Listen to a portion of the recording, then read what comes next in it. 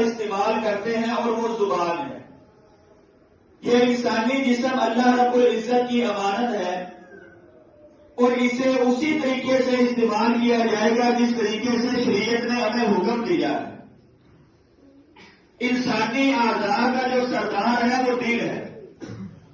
لیکن دل یہ سارے جسم کو کنٹرول کرتا ہے، لیکن یہ زبان ایک ایسا عضو ہے جس کے بارے میں نبی کریم علیہ الصلوۃ والسلام نے ارشاد فرمایا من یضمن لی ما بین لحییہ وما بین رجلیہ اضمن له الجنہ، جو بندہ مجھے زبان کی گارنٹی دے دے کہ اس کی زبان غلط استعمال نہیں ہوگی، میں محمد اسے جنت کی گارنٹی دیتا ہوں۔ ایک حدیث میں نبی کریم علیہ الصلوۃ والسلام نے ارشاد فرمایا من کان یؤمن باللہ والیوم الآخر فلیقل خیرا او لیصمت، جو بندہ اللہ پر ایمان رکھتا ہے، آخرت کے دن پر ایمان رکھتا ہے،